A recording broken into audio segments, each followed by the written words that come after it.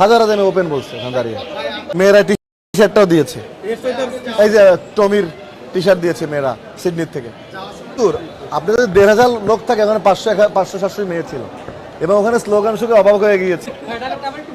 এক বড় না দুই বড় জায়েদ খানের মন বড়। আমি যখন পারফর্ম করতে করতে সামনে গেলাম মেলবর্নে, দেখি মেলবর্নে ধোয়ার স্লোগান, আবার দেখি শিরায় শিরায় রক্ত, আমরা জায়েদ খানের ভক্ত। মেলবর্নে প্রচুর মেয়েরা ছেলেরা সব মেয়েরা।